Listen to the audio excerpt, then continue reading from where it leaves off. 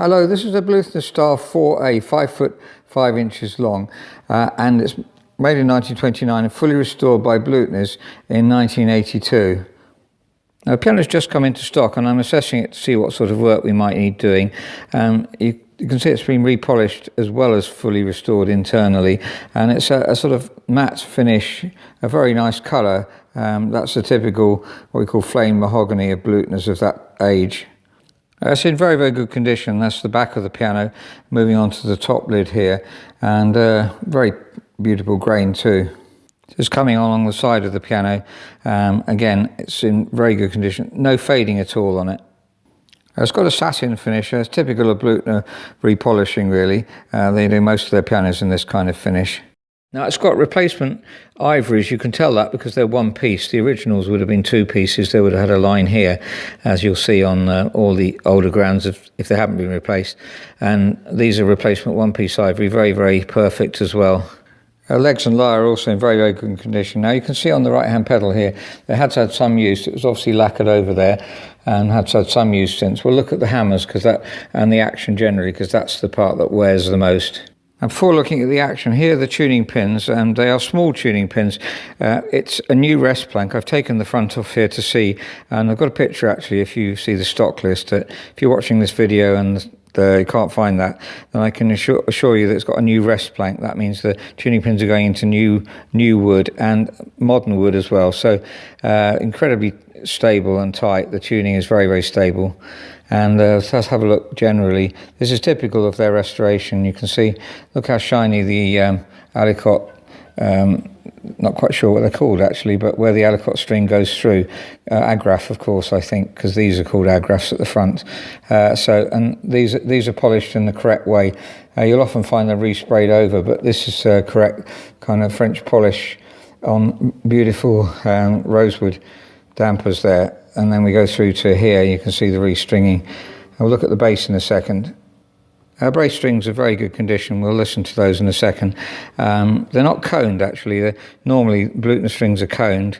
These are coned, means they taper right through to the end. They don't have this extra piece on there.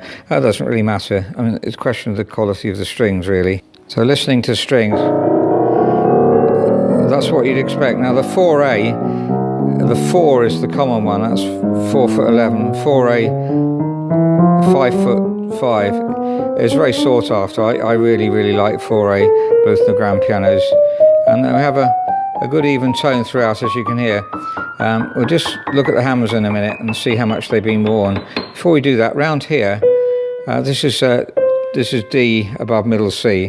No, that's D. That's middle C. So this D octave. You get on Bluthners, I think the technicians would agree with me, generally speaking, around this area you get a slight sort of strong patch, which is not wrong. It's just that they've tried to maximise the volume of the piano, and it's very pleasant. But that's where the crown of the piano, that's where the crown of the soundboard is. So you're trying to spread the sound right across the soundboard as much as possible, and very effective. This really, they really were the best of the small grand piano makers, I believe. I forgot to mention that this is an original Bluthner soundboard, not a replacement one, because Bluthners often do replace their soundboards, but if you look carefully there, you can see the shim line, which is a sign that it's been shimmed rather than replaced.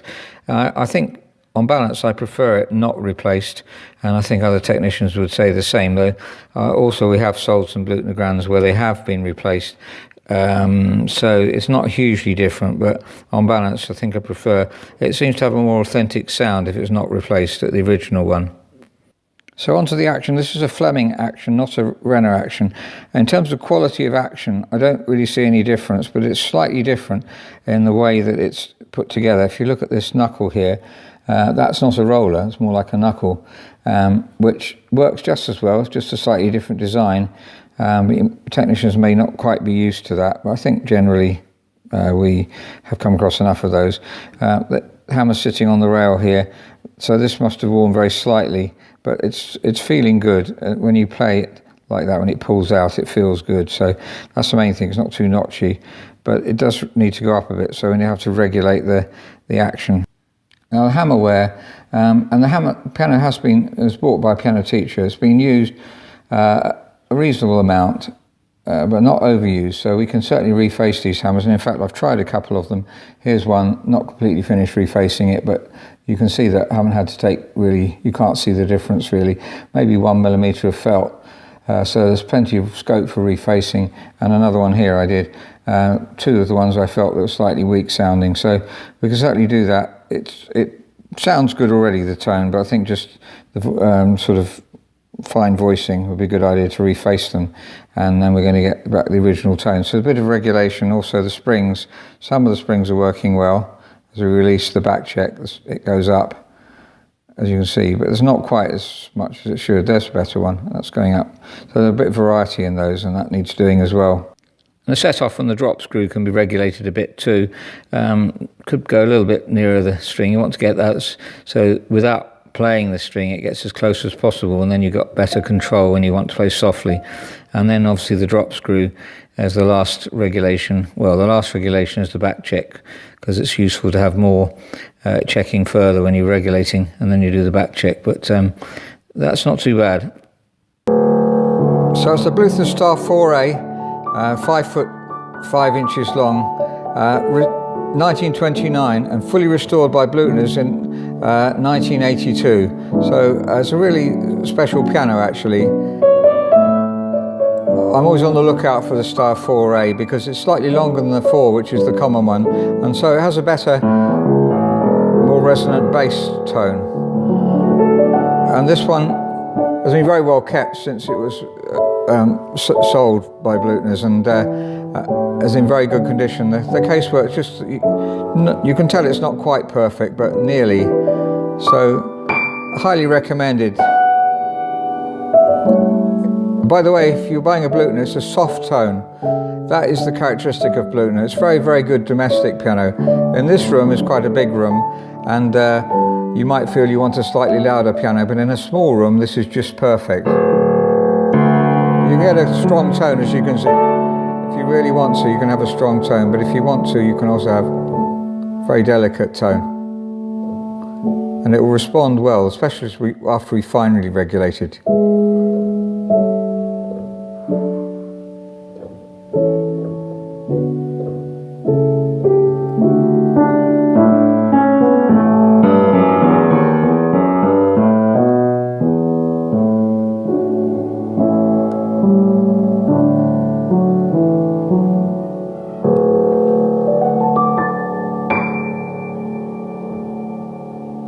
Thank you very much for listening.